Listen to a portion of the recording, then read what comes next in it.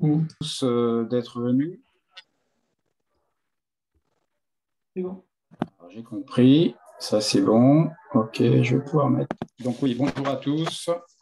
Donc, je vous remercie évidemment d'avoir accepté cette invitation et de participer. Alors, j'espère pouvoir répondre à certaines questions, mais vu les attentes, alors pour reprendre une expression qu'a dit Khadija tout à l'heure, c'est je ne suis pas magicien, donc je ne vais pas vous apporter avec ma baguette magique des solutions, je pense, révolutionnaires, mais par contre, peut-être des conseils ou des...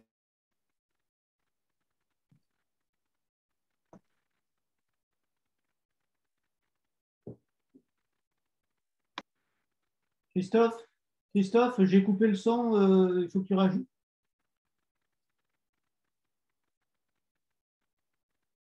OK, là vous m'entendez? Oui, excuse-moi, c'est bon. Donc, je voulais remercier évidemment Jean-Pierre et puis le club de pouvoir me permettre de réaliser cette conférence et puis évidemment aux invités d'être présents. Alors, compte tenu du nombre de personnes peut-être et puis qu'il y en a qui vont arriver, ce qui serait bien, c'est que vous mettiez dans le chat votre nom, prénom, entreprise et puis votre secteur d'activité. Et si vous avez la possibilité de me dire en une phrase globalement ce que vous attendez, ça me permettra aussi, moi, après, si j'ai d'autres conférences à faire, de savoir globalement les attentes des clients ou des intervenants. Voilà. Alors, deux petits conseils, en fait, avant de commencer. Ce qui serait bien, en fait, globalement, au cours de la conférence, que vous essayiez d'identifier une ou deux actions qui vous permettront de progresser je dirais, dans votre prospection, dans votre démarche commerciale actuelle. Voilà, parce qu'il y a toujours des choses qu'on fait bien, mais il y a toujours des choses qu'on fait moins bien. Et l'idéal, c'est d'essayer d'identifier, en fait, qu'est-ce qu'on peut améliorer.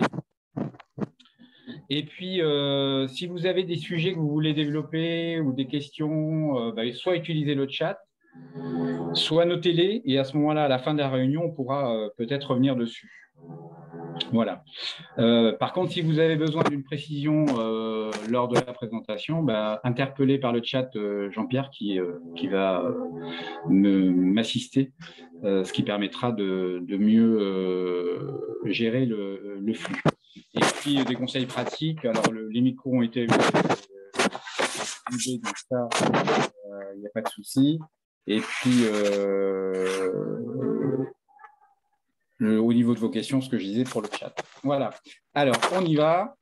C'est parti. Alors, une question, Christophe. Excuse-moi, Christophe. Oui. Est-ce que tu sais à peu près combien de temps va durer la présentation? Tu as une idée? Alors, normalement, on a 1 heure au total. On avait prévu 1 heure, 11h midi. Ouais. Et globalement, il y avait à peu près, alors, je pense, entre 30 et 40 minutes de présentation. Et puis, le reste, ce sera de l'échange. Voilà. Très bien. Merci. Juste, Christophe, quand tu bouges des feuilles, on entend du bruit au micro. Donc, d'accord. OK. Alors, par contre, je n'arrive pas à bouger mon... Ah oui, c'est parce qu'il faut que je le mette en... OK. Alors, déjà, dans un premier temps, il est bien de partir sur une même compréhension de ce qu'est la prospection. Donc, la prospection, c'est d'abord un processus commercial qui consiste à rechercher des clients potentiels, ce qu'on appelle communément des prospects, afin d'en faire des clients. Alors, en fait, globalement, c'est surtout la capacité à saisir ou à exploiter toutes les opportunités de vente en allant à la rencontre de potentiels prospects, clients ou anciens clients. Alors, globalement, la nécessité de prospecter, on sait qu'une entreprise qui a cessé de prospecter, c'est une entreprise qui va cesser de progresser.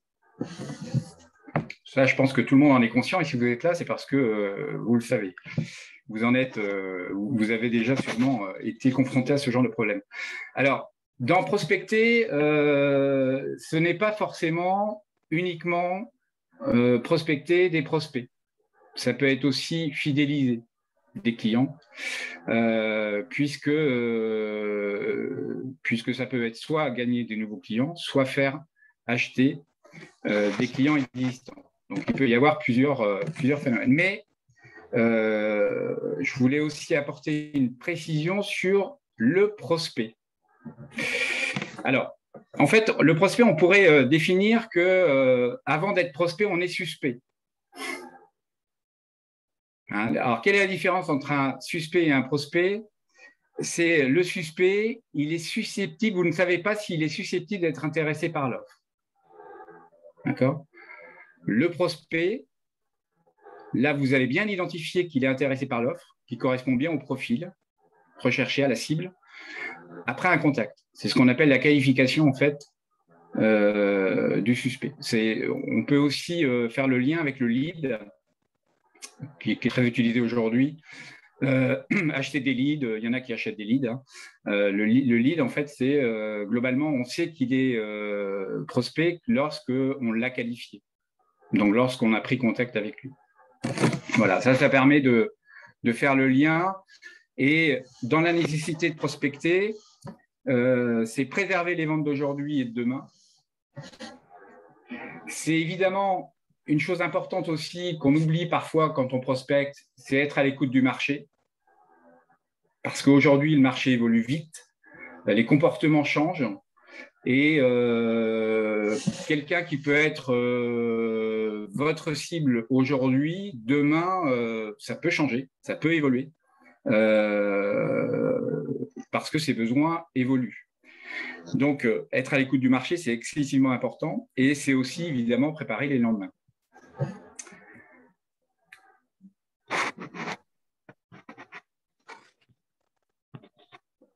Alors, dans le problème de la prospection, souvent, c'est le flux d'activité. C'est-à-dire que globalement, quand je produis, je ne prospecte pas et quand j'ai fini de produire, j'ai besoin de commandes.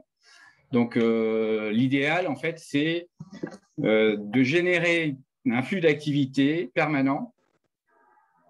Donc, ça veut dire que dans votre organisation et dans votre projection, il faut que vous prévoyez tout le temps des actions liées à la prospection. Voilà. Alors, comme ce n'est pas forcément toujours des choses qu'on aime bien faire, eh bien, on repousse toujours, mais il est important de gérer, de consacrer du temps à ça, un certain temps. Et puis, il faut utiliser toutes les opportunités qui sont à votre disposition au cours de votre activité pour prospecter.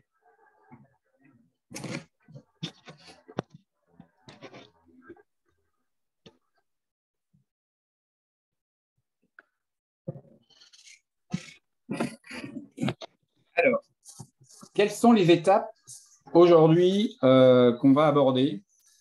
Tout d'abord, c'est définir vos objectifs, réflexion sur la cible et les choix des moyens utilisés, ce qu'on appelle les canaux de prospection, valider les outils de vente, l'élaboration du plan de prospection après, préparation des outils de gestion qui vont appuyer votre démarche commerciale. Et puis évidemment, comme toute action, il est bien de le mesurer et d'assurer un suivi. Voilà, donc c'est l'ensemble des étapes que nous allons aborder. Alors tout d'abord, c'est définir et fixer des objectifs. Alors, il y a quels sont mes objectifs de prospection? Donc, c'est quoi? C'est augmenter mon chiffre d'affaires, c'est augmenter mon nombre de nouveaux clients, c'est fidéliser. Donc, tout ça, ça va permettre en fait d'établir, je dirais,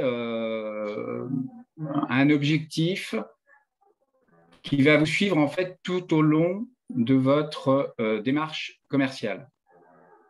C'est elle qui va vous donner des éléments comme par exemple, ça peut être simple, hein, c'est quel gain j'attends, qu'est-ce que je veux gagner.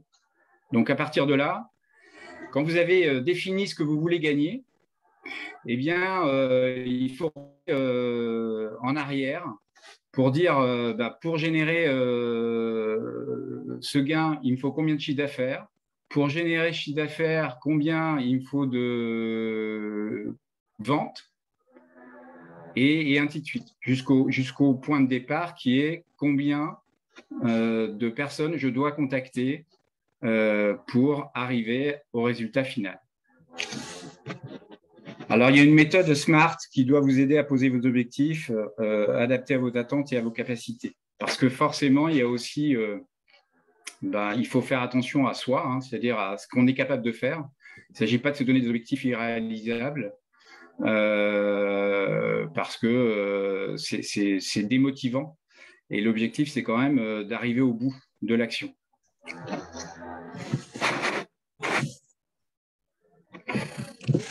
Alors, un élément important, c'est identifier sa cible. Alors, tout à l'heure, on en a parlé avec une personne présente, avec Khadija, et qui me disait qu'elle avait déjà identifié sa cible. Alors ça, c'est pour moi un élément important aujourd'hui, parce que la cible, si vous déterminez bien votre cible, vous allez forcément derrière identifier le moyen par lequel vous allez pouvoir le contacter. Donc, plus vous allez connaître votre cible, plus votre stratégie commerciale derrière, elle va être efficace.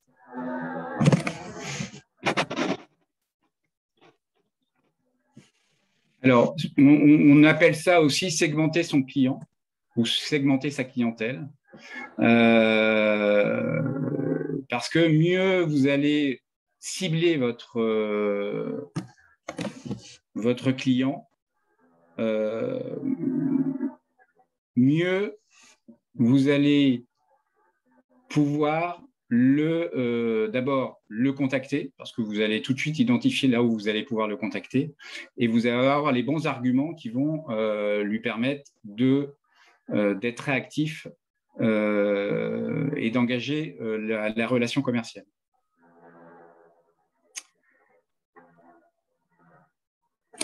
Donc, bien connaître et identifier sa cible, c'est gagner en efficacité.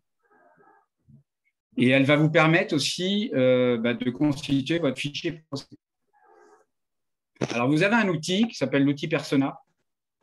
Je ne sais pas s'il y en a qui doivent le connaître, qui permet en fait, alors sur Internet, il y en a plein, hein, qui vous permet en fait d'établir en fait un profil, le profil idéal de votre client. Voilà. Alors, il y a deux autres outils qui sont aussi disponibles. C'est l'outil AFOM, donc c'est atout, faiblesse, opportunité, menace. Hein. Et puis, l'autre outil qui est, en fait, là, c'est un élément intéressant, c'est ce qu'on appelle le CAP, le caractéristique, l'avantage, épreuve. Alors, c'est un exercice assez difficile, mais quand on arrive à le faire et à aller au bout, ça permet vraiment d'être précis. Hein, donc, en fait, c'est quelles sont les caractéristiques de votre service ou de votre produit, quels sont les avantages pour le client par rapport aux concurrents et quelles sont les preuves, en fait, globalement, que l'on annonce. Donc, est-ce qu'on a des références et ainsi de suite. Ça, c'est assez intéressant parce que ça permet de se cadrer et d'être beaucoup plus précis dans son offre.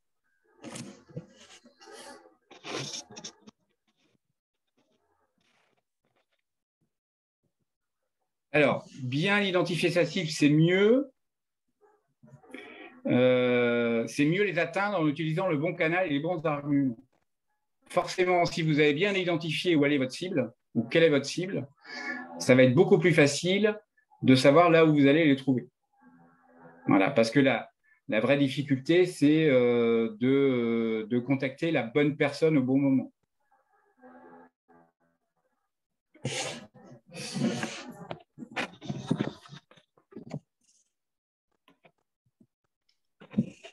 Alors, à chaque cible, ses outils, sa stratégie de commercialisation. Donc, il faut ajuster votre stratégie en fonction de votre cible et de vos moyens. Alors, aujourd'hui, il y a en stratégie, il y en a plein. Hein. Il y a évidemment le phoning. Alors, il y a une stratégie qui est arrivée ces dernières années qui est de plus en plus utiliser, c'est la stratégie digitale avec les réseaux sociaux. Donc l'éventail est quand même assez large. Et puis il y a aussi ce qu'on appelle le direct classique ou l'indirect, c'est les clubs d'affaires qui permettent de se mettre en relation et de rentrer en contact direct avec des clients, des prospects en tout cas. Voilà, les seules limites qu'il y a en fait dans le canal d'acquisition, donc l'outil que vous allez utiliser, le support que vous allez utiliser pour démarcher vos clients, vos prospects, c'est d'abord l'argent, le coût, hein, en fonction, et puis aussi le temps. Parce que malgré tout, aujourd'hui, quand on regarde bien, il y a plein de possibilités. Il y a des outils qui sont méconnus, mais que globalement, il suffit d'aller sur Internet pour les découvrir. Et ça, ça demande du temps d'investissement pour aller les découvrir et les chercher. Alors après, il y a un autre moyen, c'est de s'appuyer sur des professionnels qui évidemment maîtrisent les outils en question. Alors, les moyens de prospection aujourd'hui, il y en a plein. Hein, voilà, vous avez un éventail. Et comment définir en fait son moyen de prospection? C'est s'appuyer sur ce support en fait qui permet, en fonction de ce qu'on veut. Donc, si on reste par exemple si on a bien défini sa cible et qu'on a de la notoriété, le bouche à oreille, ce qui a été évoqué tout à l'heure, le mailing ou un annuaire pro de fichiers suffit. Par contre, on peut faire du volume en étant généraliste avec des pages jaunes, la publicité, voilà. Donc, il y a vraiment un univers. Il y a des moyens vraiment divers et variés au niveau de la prospection. Et l'idéal, en fait, c'est surtout en fonction de sa cible, c'est bien d'identifier quel moyen correspond bien à votre profil. Voilà, ça c'est le point important. Il ne faut pas s'éparpiller. La difficulté aujourd'hui, c'est d'avoir évidemment des moyens de prospection divers et variés, mais multiples. Mais au bout du compte, c'est quoi? C'est de définir en fait une action ou deux actions et d'aller au bout de cette action, voilà, qui correspond à tout. En sachant que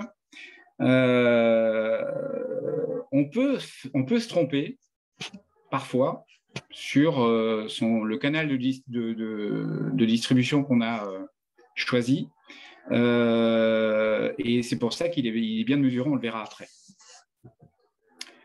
Voilà, ça c'est un moyen pour connaître ces moyens de prospection, c'est en fonction de sa notoriété, ce que je vous disais, voilà, on sait à peu près quel outil va être le plus en adéquation avec son produit, que ce soit en B2B ou B2C d'ailleurs. Alors, il est important, quand on connaît sa cible, qu'on a identifié les canaux de prospection, il faut avoir après des outils ou des supports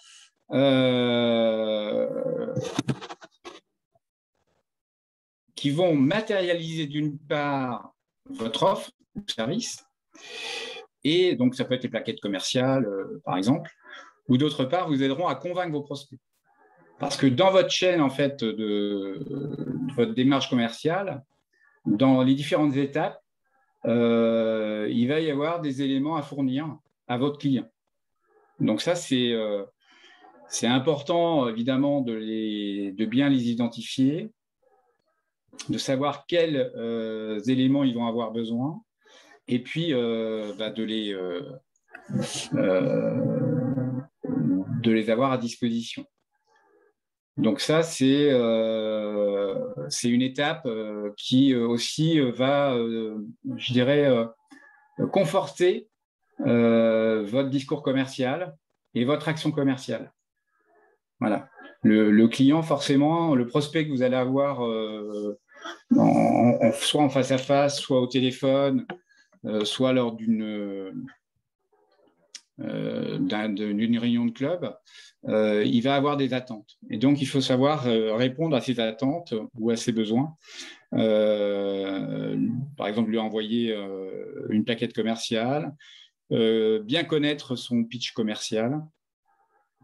Et ça, ça se construit évidemment avec le temps. Hein. C'est pas la première fois que vous allez faire une action que forcément vous allez avoir tous les éléments disponibles.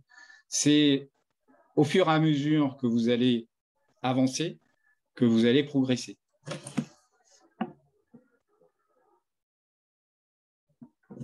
Donc en fait, c'est d'établir un ou des scénarios qui vont vous permettre d'identifier les différentes actions dans votre démarche commerciale et quels sont les supports dont vous aurez besoin pour continuer et générer un flux d'entretien et de passer d'étape en étape. Parce qu'il n'y a rien de plus frustrant que d'avoir un prospect en ligne, par exemple, et qui vous demande de vous envoyer, qu'il envoie une plaquette ou autre, et de ne pas l'avoir à disposition. Voilà. Alors, ça paraît basique, mais ça arrive parfois.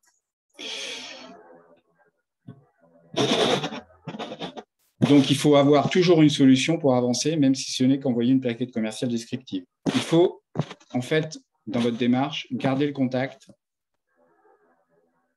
avec le prospect.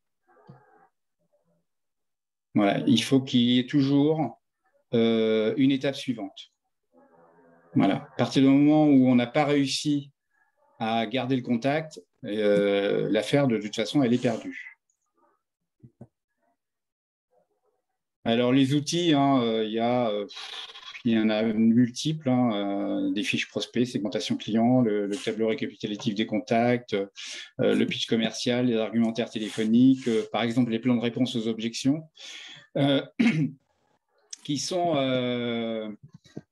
pas souvent utilisés, mais indispensables. C'est-à-dire qu'il faut évaluer, en fait, identifier quelles sont les objections auxquelles on va être confronté et pouvoir répondre en amont. Donc ça se travaille. C'est quelque chose qui aide beaucoup et qui rassure dans une démarche, par exemple, téléphonique, mais ça peut être aussi en face à face, dans la phase de vente, par exemple, dans la prise de rendez-vous.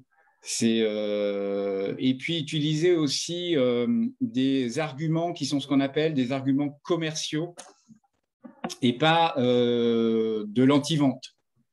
Voilà. Enfin, quand je dis de l'anti-vente, c'est-à-dire que des arguments qui sont pas du tout, qui sont plutôt négatifs que positifs. Voilà. Donc ça, c'est quelque chose. Par exemple, si vous le souhaitez, je pourrais vous donner quelques éléments de langage à modifier, à utiliser et qui permettent en fait d'être beaucoup plus commercial dans son discours.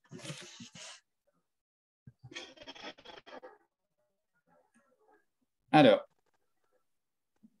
là, par exemple, il y a un tableau récapitulatif avec l'ensemble des éléments et qui permet de faire le lien avec qu'est-ce qu'on doit utiliser lors des différents actions, que ce soit si on est en salon, si on est sur un événementiel, voilà, quels sont les outils qu'on a besoin. Alors, tout est important en fait, rien n'est à négliger dans son action commerciale, que ce soit évidemment son discours, mais aussi les outils utilisés.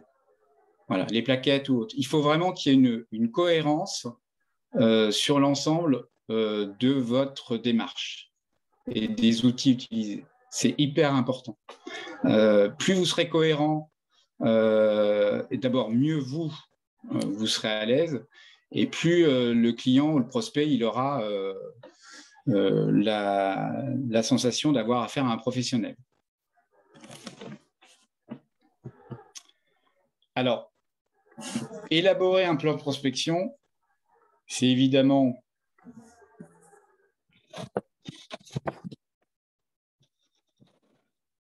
L'élément, c'est le guide hein, qui va vous permettre de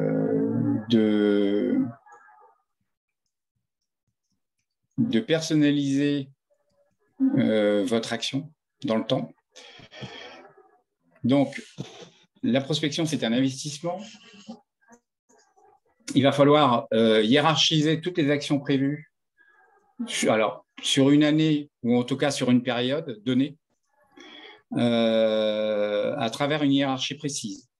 Donc, c'est quoi cette hiérarchie? C'est les actions, les moyens, les cibles, les intervenants, le calendrier, les coûts, si il y a des coûts engendrés. Et le processus de mise en œuvre d'un plan d'action détaillé, il commence par quoi, pourquoi, quelle cible, comment, combien, quand. Donc, avoir un rétro-planning. Donc, tout ça, c'est des étapes qui vont vous aider en fait à hiérarchiser votre action et à vous guider dans le temps.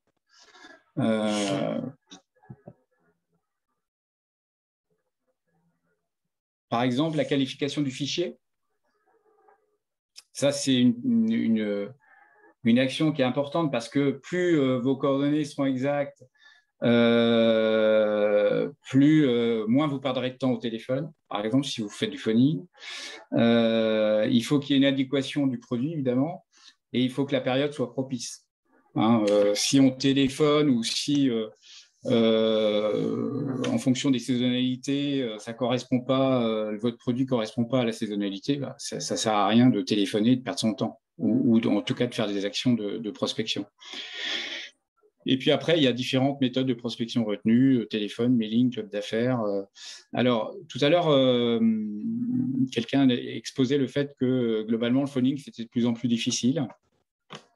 Je pense qu'il a toujours été difficile, en fait, le phoning. Je pense que parfois, on trouve que le phoning est difficile. Alors après, je vais plus parler en B2B que du B2C. Mais si on a bien identifié sa cible initialement, si on a bien compris son besoin, on va être beaucoup plus percutant dans son discours et donc beaucoup plus efficace. Voilà, et moins perdre de temps. Mais le phoning, malgré tout, il a toujours sa place aujourd'hui. Alors, il y a une chose qu'on a oublié un peu, c'est le direct. Ça peut aussi fonctionner sur certaines cibles, voilà, parce que les gens ont perdu un peu la phase contact. Et on le voit aujourd'hui dans les réseaux d'affaires, hein, les gens apprécient d'être en face à face et d'échanger. Donc, si on a bien identifié sa cible, ça va être beaucoup plus facile de faire une démarche, que ce soit direct ou téléphonique.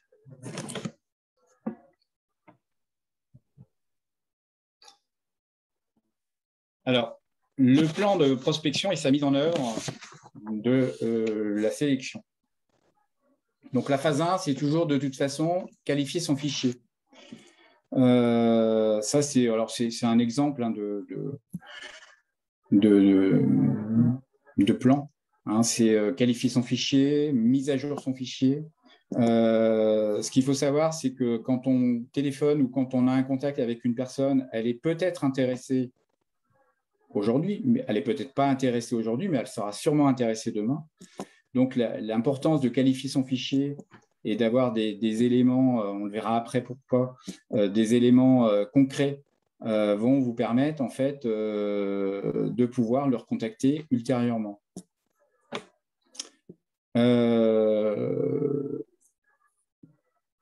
Donc, en fait, il faut déterminer dans votre cycle de vente quelles sont les différentes phases et de pouvoir s'adapter à ça. Donc, c'est important de bien définir votre cycle de vente dans votre prospection.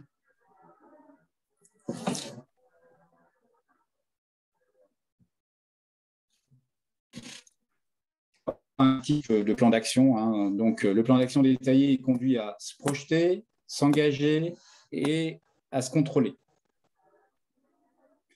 Ce qui pêche souvent en fait dans une action commerciale, c'est d'oublier certaines étapes ou de ne pas aller au bout des étapes. Voilà. Parfois, on peut avoir une stratégie qui a mal été, je dirais, calibrée, définie. Mais par contre, le fait d'aller au bout, ça donnera forcément du résultat. Une stratégie qui est excellente, mais qui n'est pas accompagnée jusqu'au bout, on connaît le résultat, il n'y en aura pas. Voilà. Donc, c'est souvent là où ça pêche le plus, c'est de respecter les étapes qu'on a définies. Alors, la préparation des supports de gestion nécessaires à votre prospection commerciale. Donc, le fichier de base, c'est de l'information, hein, c'est son contenu, du 5 listing aux informations. Donc, ça, c'est plus vous aurez d'informations sur votre prospect, mieux sera votre ciblage et mieux sera votre canal de contact. Donc, son rôle, c'est quoi? C'est de sélectionner des prospects, d'avoir une mémoire des contacts et d'avoir un outil de communication. Alors, nous, on appelle ça, enfin, moi, j'appelle ça une fiche de renseignement de contact.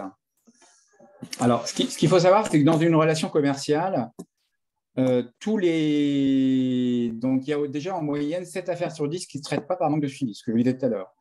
Il est important de mettre en œuvre un processus de gestion de l'information commerciale. Alors, quand je dis processus de gestion de l'information commerciale, il y a évidemment aujourd'hui, ça peut être un fichier Excel, ça peut être un outil CRM, peu importe le support. Ce qu'il faut, c'est que vous ayez une trace de votre contact avec le prospect ou le client. Il est important d'avoir une trace écrite des informations qu'il va vous donner, parce que ça vous permettra de personnaliser votre relation commerciale ensuite. Et quand vous avez, un prospect, il n'est pas forcément intéressé aujourd'hui, mais il peut l'être demain. Mais s'il vous dit, par exemple, de le rappeler dans 6 mois, eh bien, si vous le rappelez dans 6 mois, déjà, c'est bien. Mais si vous le rappelez dans 6 mois en lui disant, globalement, en lui rappelant le contenu de l'entretien que vous avez eu précédemment, vous allez forcément faire mouche, parce qu'il va se dire, tiens, cette personne-là, elle suit ses clients et elle est plutôt fiable. Voilà. Donc ça, c'est super important. C'est pour ça qu'il faut avoir un outil qui permette d'avoir des informations et de garder la connexion avec le client, enfin avec le prospect. Souvent, c'est négligé ce genre de choses. Alors, on pense que d'abord, ça permet lors du contact, ça permet d'avoir ce qu'on appelle une certaine de se connecter, de se reconnecter avec le client. Et forcément, on n'est plus ce qu'on appelle quelqu'un qui ne connaît pas. Forcément, si vous avez donné des informations sur son profil qu'il touche, eh bien, vous allez rentrer dans son giron. Donc, c'est ce qu'on appelle, nous, la fiche contact ou la fiche prospect. C'est le document sur lequel sont réunies toutes les caractéristiques du prospect. Voilà, ça, c'est l'exemple d'une fiche informatique, hein, ça c'est sur un CRM. Donc, il a 3 objectifs, c'est fiabiliser l'information, le partage de l'information et identifier les conditions d'achat. Ça permet après de mesurer, en fait, globalement, son efficacité.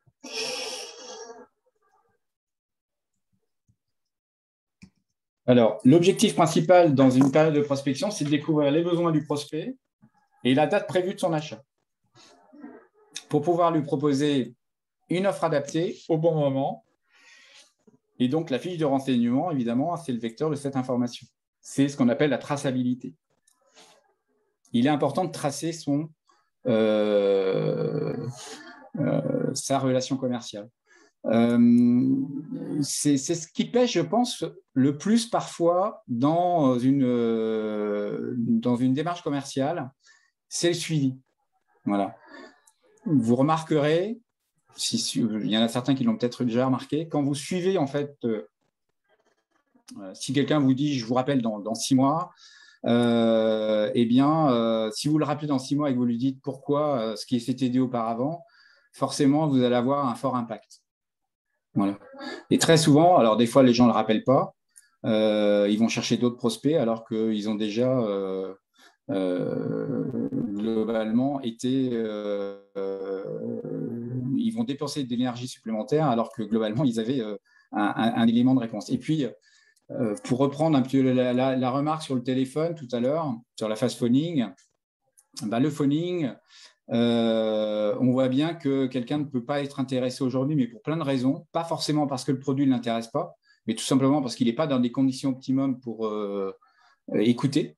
Et donc, rappeler, dire à quel moment on l'a déjà appelé, c'est un élément aussi qui favorise l'écoute et donc après de pouvoir peut-être obtenir un rendez-vous.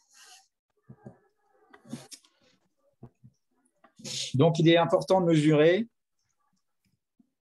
Alors, mesurer, c'est pourquoi? C'est pour permettre de voir en fait quelle est, si l'action qu'on a menée, elle est rentable.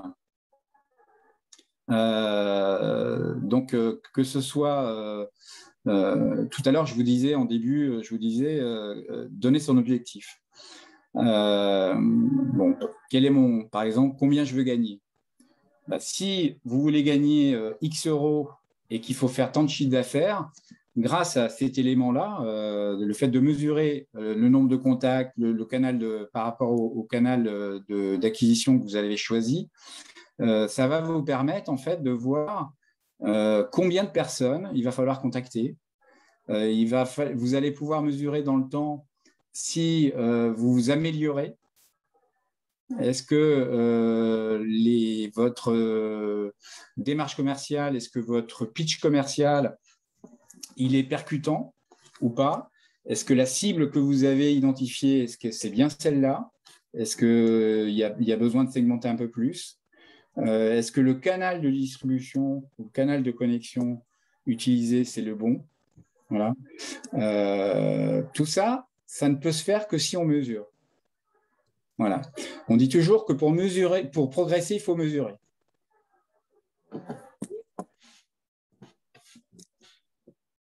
Et puis, au bout du compte, ça permet de définir son ROI. Donc, c'est globalement votre retour sur investissement. Alors, les facteurs clés de la réussite, pour un processus de prospection efficace, il nécessite donc un cadre. Donc déjà, c'est votre volonté à vous. Voilà, j'en ai pas parlé au début, mais déjà, il faut, au-delà de l'obligation, parfois, il faut plutôt voir le prix comme qu'est-ce que ça va m'apporter.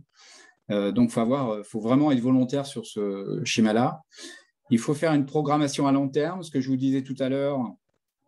Le problème de la prospection, c'est que si on fait du pas à pas, ce sera beaucoup plus facile à digérer et à progresser. Si on fait des coups par coup, ça va être assez violent et ce ne sera pas constructif. Le pas à pas fait que vous avez, si c'est perpétuel, vous avez une organisation en fait apprenante, c'est-à-dire que vous allez apprendre de vos actions et vous allez progresser. Donc c'est pour ça que mesurer, c'est important aussi, parce que ça vous donne des éléments objectifs et concrets pour progresser.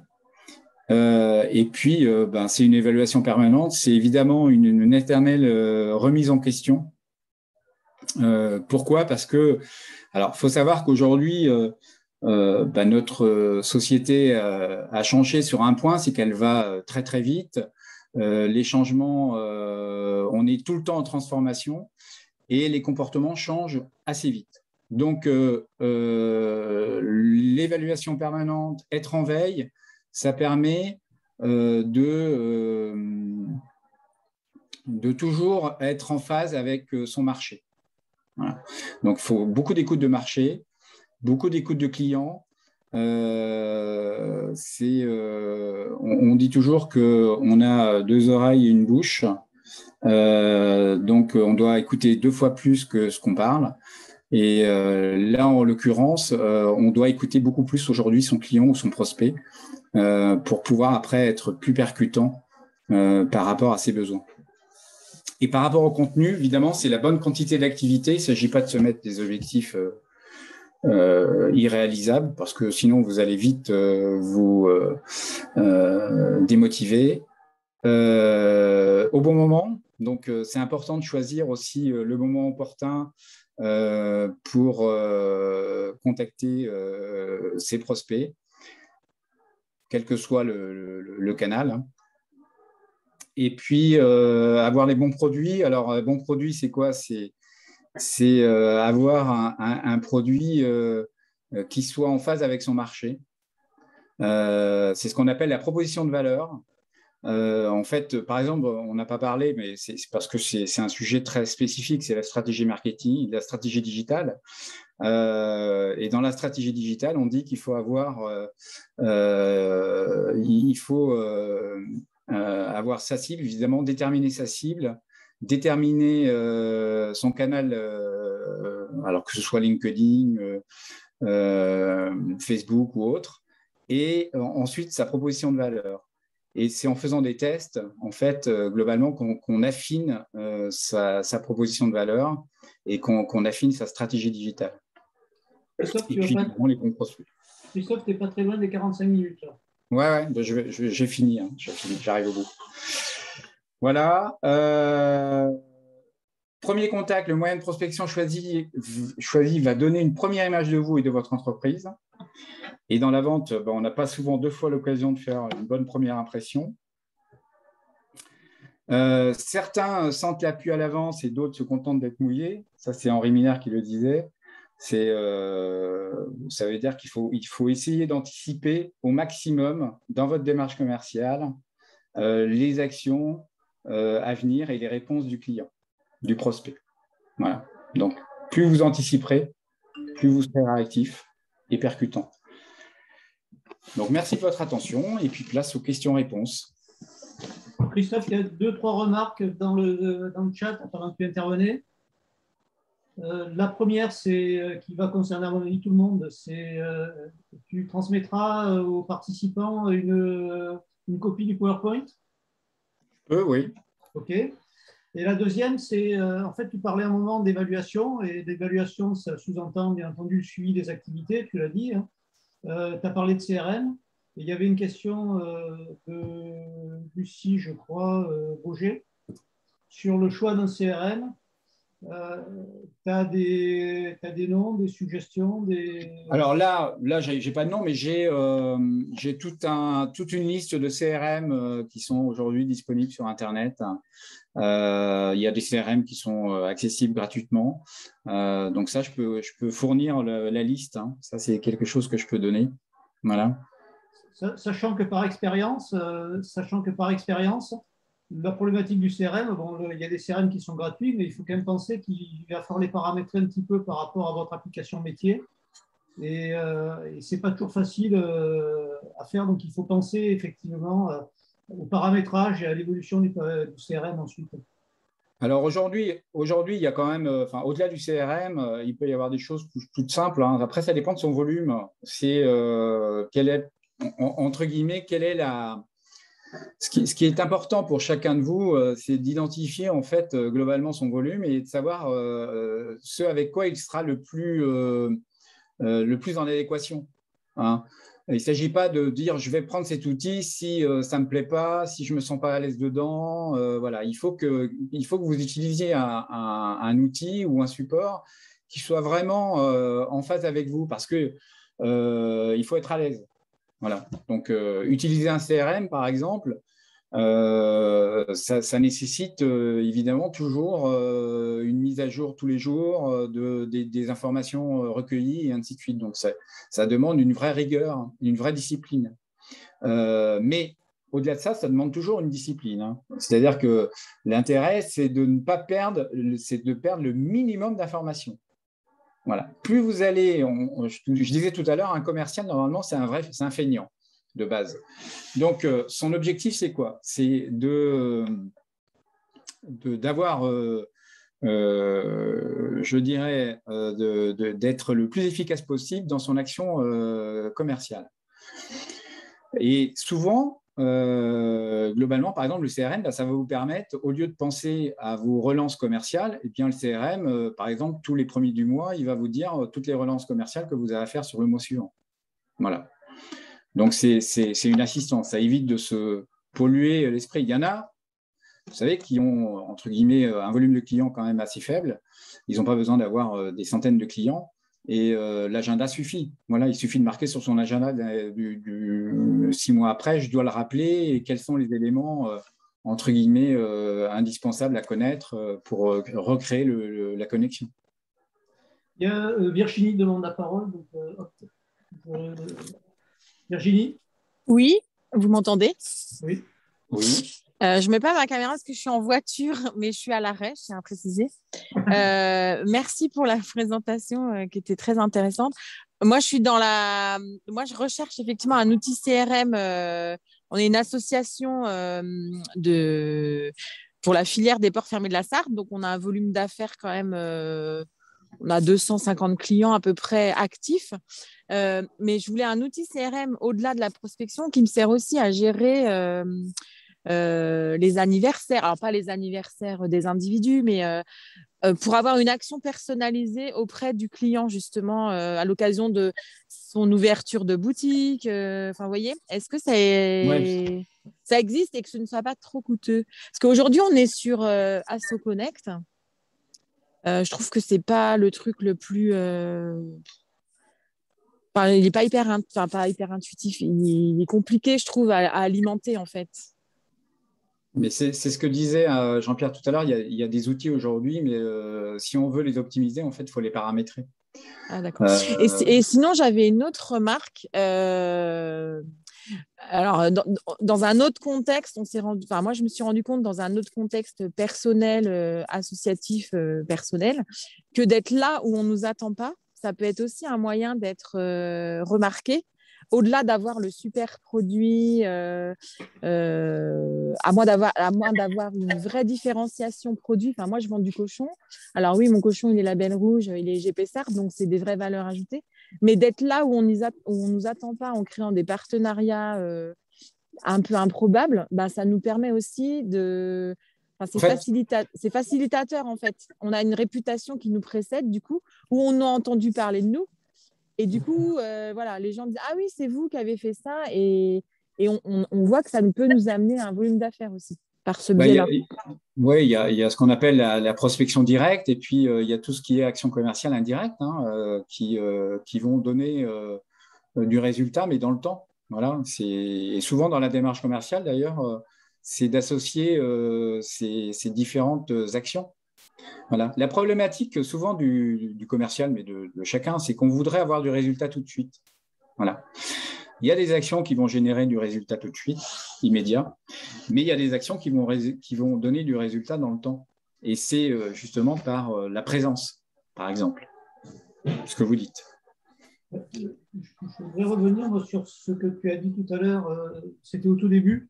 Tu parlais en fait du coût d'acquisition de nouveaux clients et du coût de fidélisation.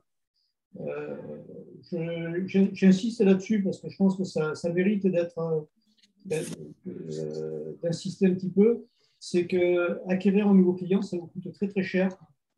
Et pensez en fait au réachat, parce que c'est vraiment hyper important de soigner ses clients et de retourner les voir, parce qu'en fait, votre premier client, votre premier futur client, c'est votre ancien client, en fait.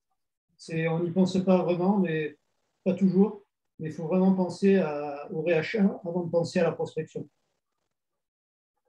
Ça, c'est un premier point. Le deuxième point, c'est, tu parles des suspects. Et c'est vrai qu'en fait, il y a des coûts d'acquisition de suspects. Je me rappelle, dans le développement économique, j'avais des coûts de salon où on avait des gens qui venaient et qui nous coûtaient, en fait, quand on regardait le résultat vraiment opérationnel du salon, c'est-à-dire quelle était la commande vraiment effective suite à un salon, on se retrouvait avec des prix qui étaient faramineux. C'est-à-dire le coût d'acquisition d'un client on arrivait à des tarifs qui étaient assez fous, parce qu'en réalité, sur un salon, on peut avoir 50 suspects, 100 suspects, mais en réalité, arriver peut-être qu'à une ou deux commandes. Et en fait, le résultat, c'est vraiment une ou deux commandes, c'est le prix d'acquisition des une ou deux commandes, effectivement. Mais c'est pour ça que… Oui. Le salon, il a aussi un autre avantage. Moi, c'est ce que je m'évertue à expliquer à mon président, c'est qu'il ne faut pas le voir à court terme, le salon. Il faut voir aussi tout ce que ça apporte à côté, c'est-à-dire qu'on va en parler. Enfin, on va parler de nous indirectement via le salon, sur les réseaux, via tout ce qui est mis à disposition par le salon. Alors oui, certes, ça peut avoir un coût. Et le ROI, il n'est pas directement de suite. Il n'est pas mesurable. En fait. Voilà, et il n'est pas mesurable. Moi, je trouve que la prospection commerciale, c'est hyper chronophage. Et ce que nos dirigeants ou présidents ont du mal à comprendre, c'est qu'effectivement, le résultat, il est pas de suite. Et pour certaines actions, il n'est pas forcément mesurable. Oui, mais c'est pour ça que c'est aussi le temps. C'est-à-dire le temps est un facteur important dans une relation, dans une démarche commerciale. Et c'est pour ça que je disais tout à l'heure, je parlais des coups par coup. Fonctionner en coup par coup, c'est très usant et puis pas productif, dans le sens où c'est plutôt en ayant une activité commerciale régulière qu'on va d'abord développer son profil, ses capacités, ses compétences, parce qu'on va être beaucoup plus à l'aise. Et puis, à un moment donné, ça va devenir naturel. Le problème, c'est que si on fait du coup par coup, bien, c'est difficile de développer à la fois ses compétences, son savoir-être. Et puis, à un moment donné, vous savez, le comportement humain fonctionne beaucoup avec des rituels ou des habitudes. Si on se met dans une action, je dirais, régulière, récurrente, ça va devenir à un moment donné, ça va faire partie de son environnement. Si on le fait au coup par coup, ce sera toujours, à chaque fois, ce sera violent. Voilà. Je dirais que si j'ai un peu… mais la difficulté, c'est de s'inscrire dans le temps au départ. Voilà.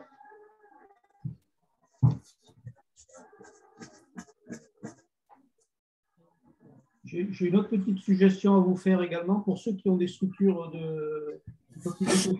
ceux qui sont tout seuls, c'est sûr que ce n'est pas évident, mais pour ceux qui ont des structures un peu étoffées, pensez aussi à exploiter les remontées de vos collègues techniciens, que ce soit le service après-vente. Je pense par exemple à Leilas, dans une agence immobilière.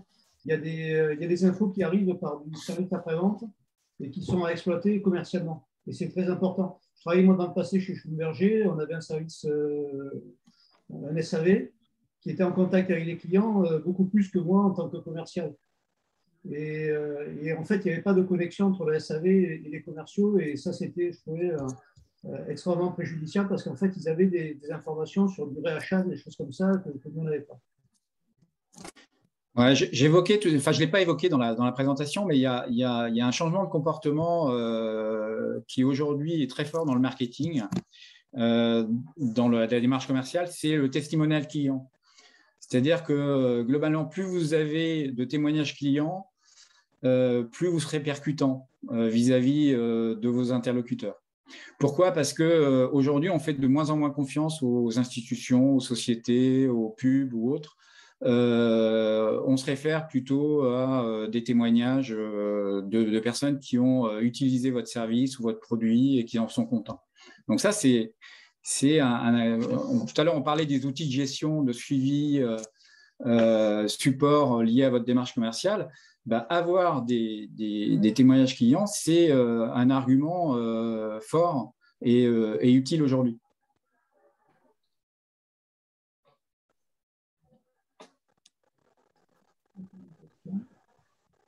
Charlotte, tu as une question, tu la poses ?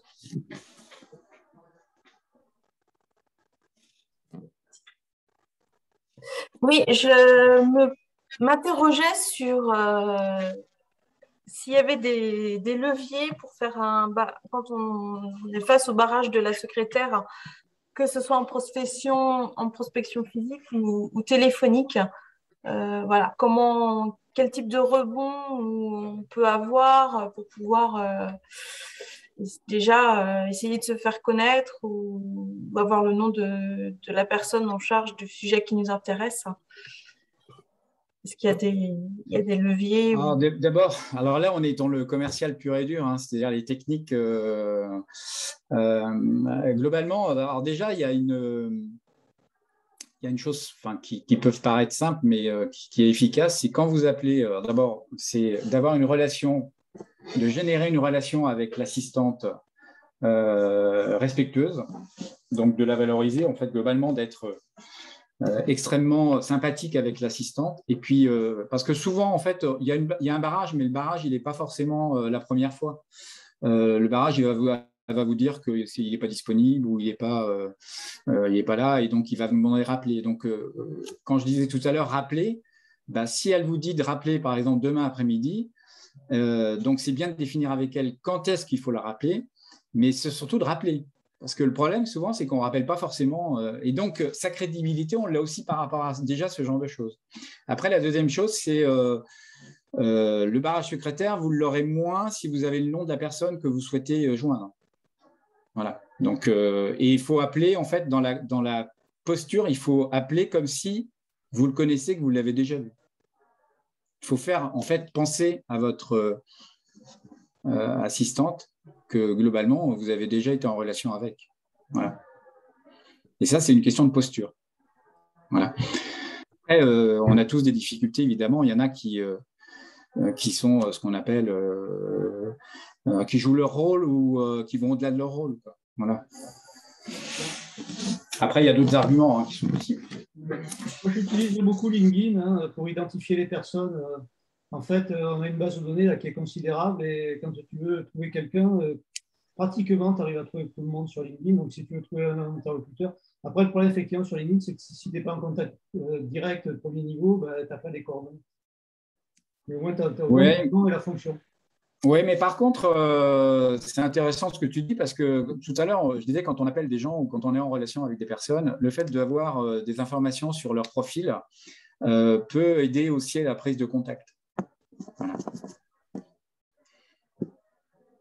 L'avantage de LinkedIn, c'est que tu peux faire une demande de contact direct et si la personne l'accepte, tu peux rentrer directement en contact et là, tu swaps la secrétaire. Ouais, et puis on peut, il y a aussi une autre technique qui est de suivre. En fait, on n'est pas obligé de demander d'entrer en relation avec les gens pour suivre leur activité. On peut demander simplement à les suivre. Et là, vous aurez des éléments qui remonteront sur quoi ils communiquent. Voilà. Ce qui peut vous permettre après d'aménager votre argumentaire commercial lors d'un contact. Voilà. Il faut créer des opportunités, en fait. Le but dans la relation commerciale, c'est d'essayer de créer une connexion entre votre contact et vous. Voilà. Plus vous aurez d'éléments de contact, plus la personne se sentira concernée. L'autre technique qui m'avait été donnée par un lieu commercial, c'était que tu téléphones à 18h, la secrétaire est partie, c'est le patron qui décroche. C'est ça. Ou le matin très tôt. Souvent, le matin, les dirigeants sont disponibles avant que l'assistante arrive. Et c'est eux qui décrochent. Ah, mais ça marche bien. Hein.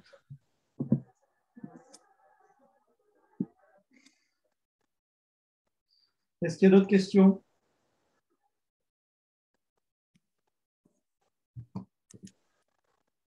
Si on a fait le tour de toutes vos questions, on va peut-être pouvoir arrêter dans ce cas. Très bien. En tout cas, merci de votre attention. Bon, j'espère, je sais qu'il y a sûrement des frustrés du fait que alors c'est difficile en 40 minutes d'aborder tous les sujets, de rentrer dans le détail. La difficulté, c'est que moi, évidemment, j'ai ma perception. Mais donc, ce qui serait intéressant pour moi, c'est que vous me donniez votre… qu'est-ce qui vous a plu ou qu'est-ce que vous avez retenu, je dirais, sur cette présentation et qu'est-ce que vous auriez aimé avoir que vous n'avez pas eu. Voilà. Parce que ça peut être aussi l'objet d'une prochaine conférence si globalement les sujets se rejoignent. Voilà. Parce que l'intérêt, c'est que vous y trouviez évidemment que vous ayez des conseils pour vous, hein, pour que vous puissiez demain soit dire je continue ce que je fais, ou soit je fais appel à un professionnel, ou soit j'opte une autre stratégie. Voilà. Christophe, si on essaie de prendre un peu de recul par rapport aux questions qui ont été posées, en fait, il y avait deux sujets qui ont été pour lesquels on a été le plus sollicité. C'était la partie CRM. Il y a eu 2-3 questions sur la partie CRM. Et puis également, le reste, finalement, c'était plus la technique de vente que l'organisation. Ah oui. C'était la méthodologie de vente. Donc, en fait, comment… alors, ça peut… je ne sais pas si… ça peut être soit comment… ça peut être la prospection téléphonique, par exemple, mais ça peut être aussi comment j'organise un entretien de vente.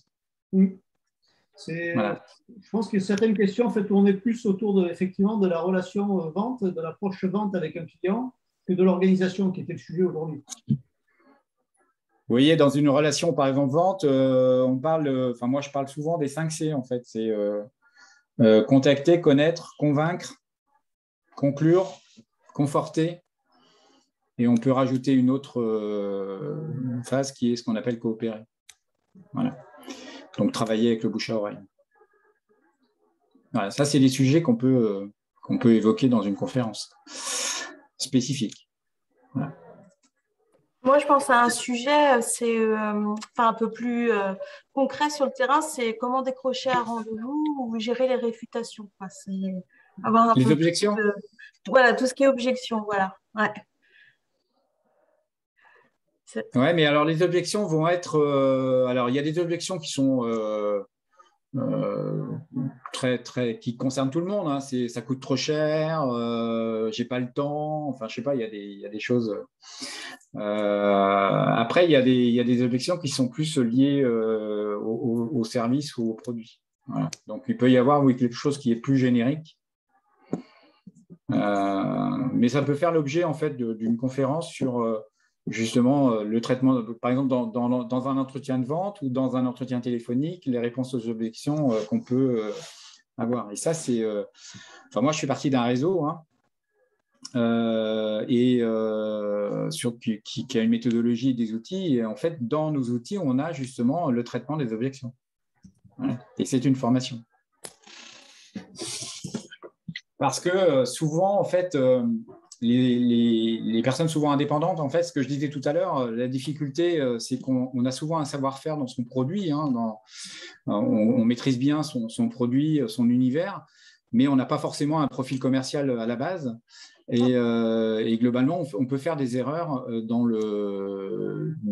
sa démarche commerciale, voilà, qui sont un frein forcément à la vente. Hein.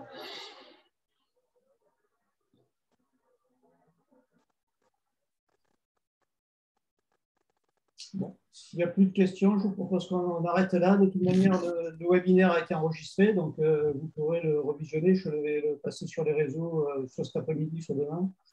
Et puis, nous verrons avec Christophe pour un autre sujet dans les mois à venir, pour les semaines à venir.